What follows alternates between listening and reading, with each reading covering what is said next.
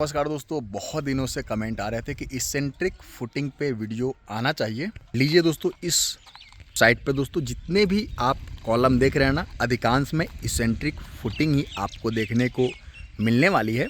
तो generally centric और eccentric footing क्या होता है ये आप समझ लीजिए। अगर आप दोस्तों प्रॉपर्टी लैंड पे अगर कंस्ट्रक्शन करने वाले हैं ना, मान लीजिए कि ये आपके पड़ोसी का ज़मीन है, ठीक है, और दोस्तों यहाँ से आपका ज़मीन स्टार्ट होने वाला है।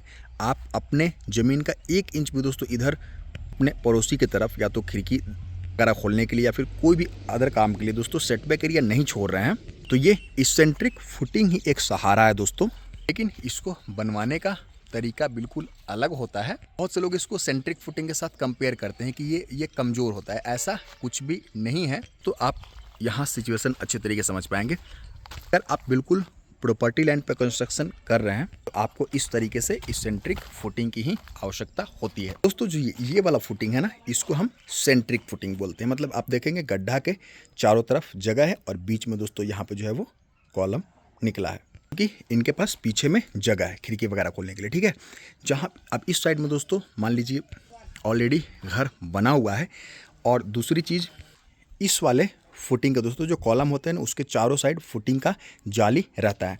तो दोस्तों किसी दूसरे के ज़मीन में आप जाली भी नहीं डाल सकते हैं, और ऐसे में दोस्तों ये इसेंट्रिक फुटिंग ही काम में आता है। तो दोस्तों आप देख सकते हैं प्रॉपर्टी लाइन पे कंस्ट्रक्शन का दोस्तों मात्र ऑप्शन इसेंट्रिक फुटिंग ही होता है।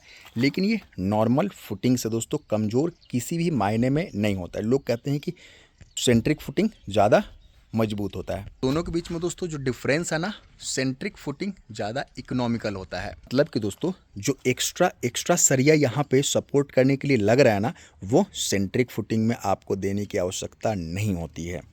और इसमें दोस्तों क्या होता है कि ये बिल्कुल जो है वो प्रॉपर्टी लाइन पे आपका कॉलम रहता है। फुटिंग पूरा का पूरा आपको अपने जगह पे दिलवाना होता है।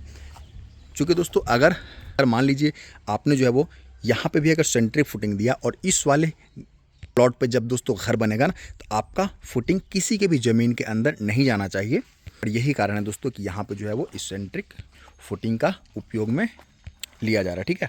रेनफोर्समेंट इसमें एक्स्ट्रा लगता है, ढलाई इसमें दोस्तों एक्स्ट्रा करना पड़ता है। इसको बनाने का तरीका अलग होता है, पैसा थोड़ा सा एक्स्ट्रा खर्चा होता है। लेकिन अगर कोई ये कहता है दोस्तों कि इसेंट्रिक फुटिंग जो है वो सेंट्रिक फुटिंग से कमज़ोर होता है, तो इस बात में किसी प्रकार का कोई सच्चाई नहीं है। जिनको एक्स्ट्रा रेनफोर्समेंट नहीं डालने आता है, सेंट्रिक फुटिंग बनाने का बहुत ज़्यादा एक्सपीरियंस नहीं है दोस्तों, उन लोगों के साथ निश्चित तौर पे दिक्कत हो सकता है।